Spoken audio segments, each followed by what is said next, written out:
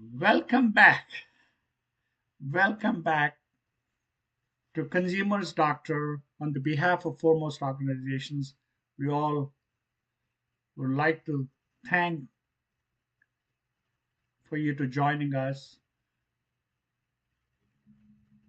on this Consumers Doctor network. We have been talking about this is the insurance, health insurance segment, folks. We have made into two segments. One is for the health care segment, and this is health insurance segment. So we will be streaming live on a regular basis on both these segments. Now we're going to focus on the health insurance segment side. So what are the issues related to the personalized health care, personalized health insurance? And there are a lot of folks, our major problem has been in our country is people are not insured. They are not buying insurance. They're they're voluntarily not taking insurance because they think they're healthy and they don't need insurance. How do you address these folks? When they end up in the emergency room, it is costing the taxpayer because the hospitals are forced to accept it, and ultimately somebody is going to pay for it because if the hospitals are losing money, they have to collect it from the people who are paying private insurance. So it's one leading to the other, folks. It's like it goes in a circle. So let's talk about people who are voluntarily not buying insurance. Under the Obamacare, they were mandated to have health insurance. Otherwise, there are tax consequences. Same thing here, folks. So we all know that people take advantage of the situations.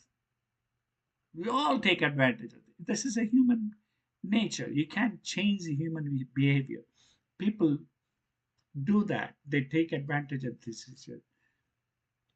Under the Obamacare, under the Obamacare, there are plenty of ways people can get insurance. They want without paying their fair premiums. That's the thing. They want to get the care. These are called free riders. Free riders. They want free care.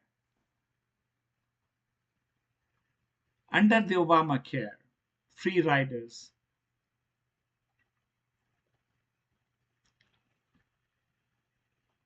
What happens is, under the Obamacare, these free riders can deceptively claim lower income than they really have when enrolling it. So basically, they don't disclose their actual income. So by lowering the income, so they'll get a free coverage, free um, so-called under the Obamacare. They would not get a larger subsidy than they are entitled to. They can pay few months of premium when sick and drop out when recovered, only re-enroll later when they get sick. The uninsured can simply show up at a hospital emergency room. This is what happens. And they are guaranteed care under the EMTALA. There's a law, out there. So people who are uninsured, they show up, they have to be guaranteed a care. So there has got to be a cost for being voluntarily uninsured. There's got to be a cost for voluntarily being uninsured. As long as we as a society agree to compassionate care for all, yes, as long as we all agree for a compassionate care. When all said and done, when all said and done, the voluntary system will always be those who choose not to be insured.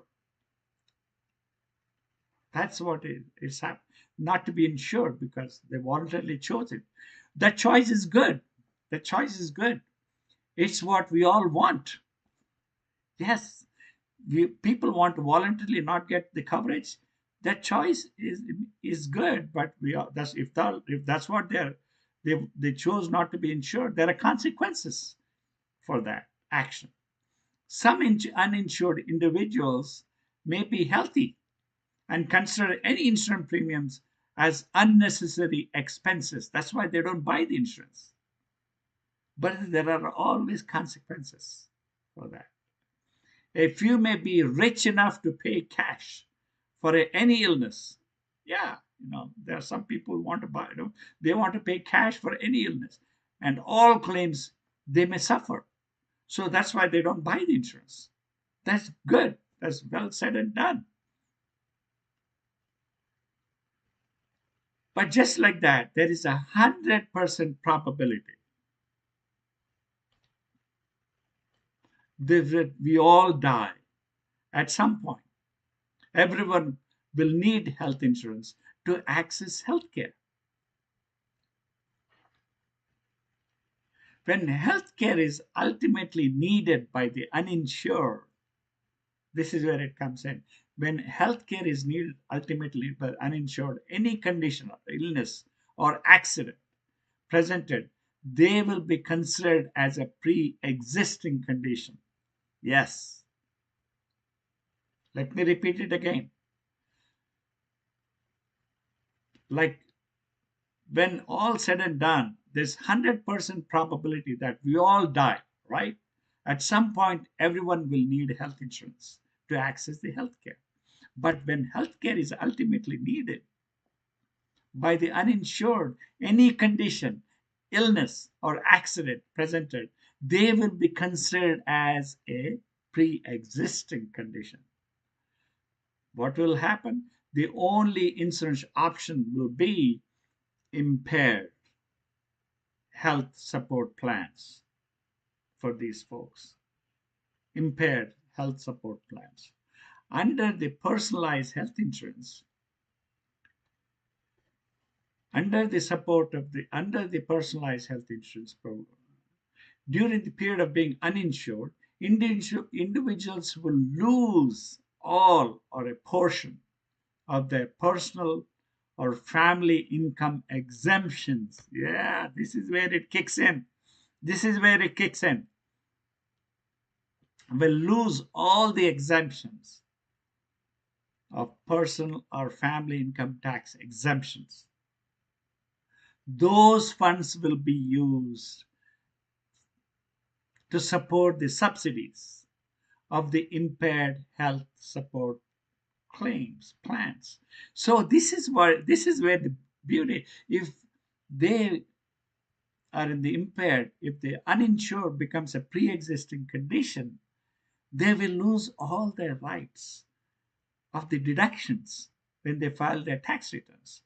So ultimately, the consequences are the voluntarily uninsured will eventually need the benefits of the impaired health support groups, and they may end up paying more taxes because they lose all these benefits.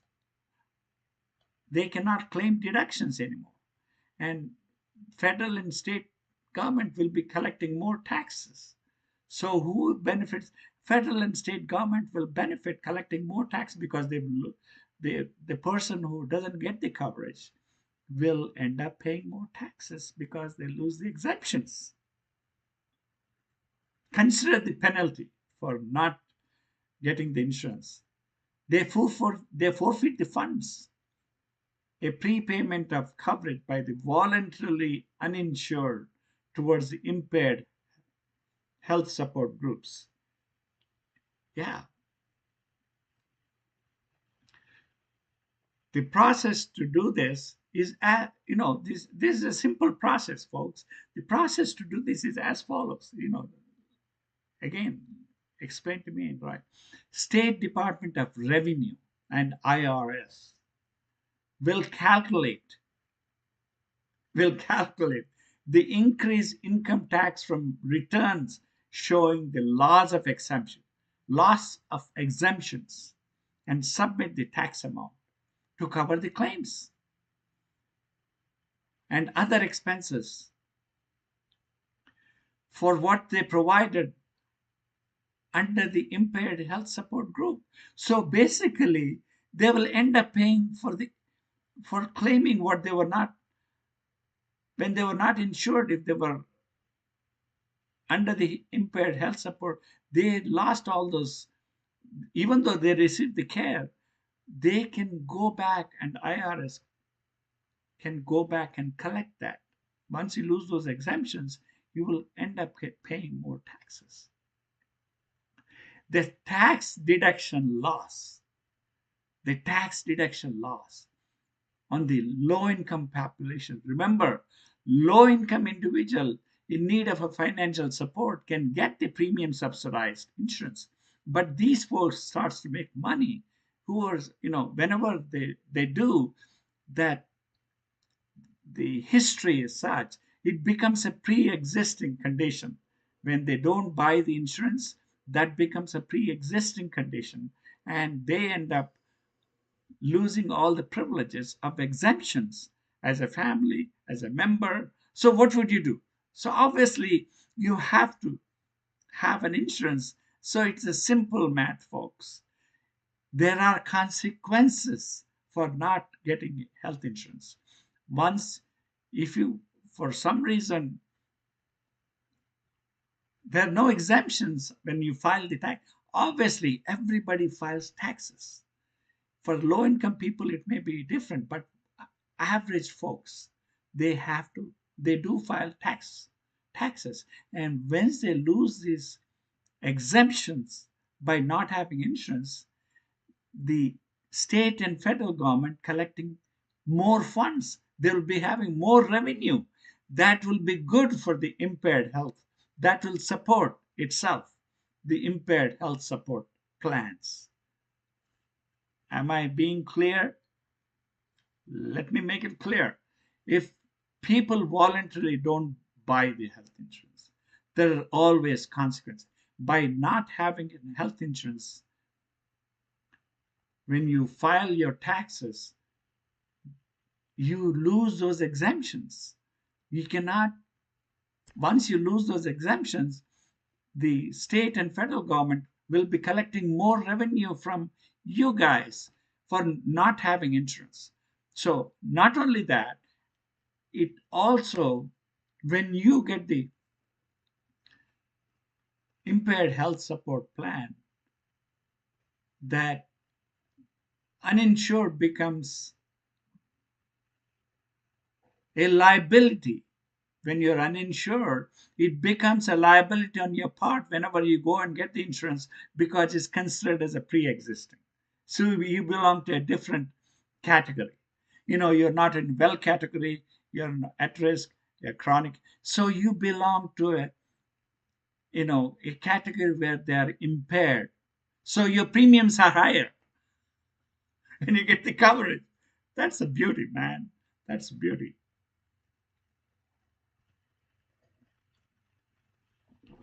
So you're not mandating, you're not forcing anybody to get the, basically, there are consequences for not having insurance and losing exemptions.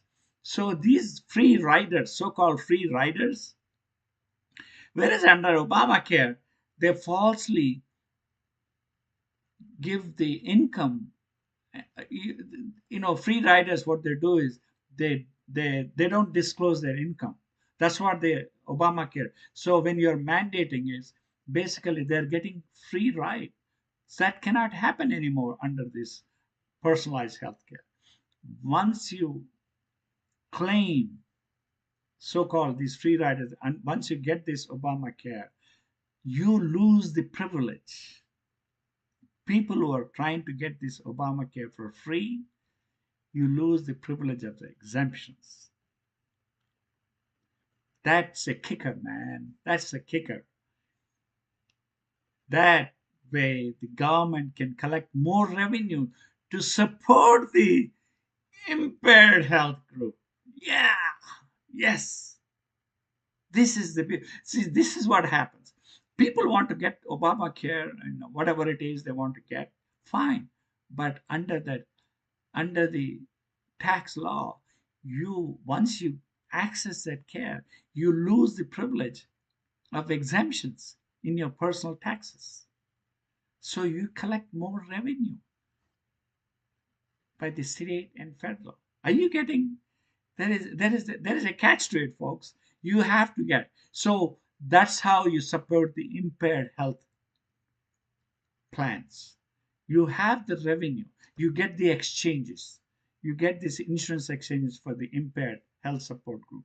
And people who are in the low income category, when when they're economically, when they don't qualify, can't afford it, they will get the certificate of guaranteed coverage. But obviously, these folks in the low income category, they don't have any income to declare anyway. So they're not losing anything. But people who are making money, people are filing taxes, there are consequences for not having health insurance. Loss of federal and state personal tax deductions. You understand? Loss of state and federal personal tax deductions help to finance the impaired health support plans for those who choose to be uninsured but will eventually will be uninsurable. So that's the beauty. So eventually, even if they don't, they become uninsurable and their premiums will be a lot higher. The consequences are when you belong in the uninsurable category, your premiums will be a lot higher. Whenever you get, see, we all die one day, right? Ultimately, we need insurance, right? You go and buy the insurance. When you buy the insurance, you have a pre existing clause. You are uninsurable because you did not have the insurance in the you come in a different and your premiums a lot. It becomes a pre existing illness by not having a coverage. Am I being clear? That's where the difference is, folks. It will take care of the uninsured, but people, by neglecting to have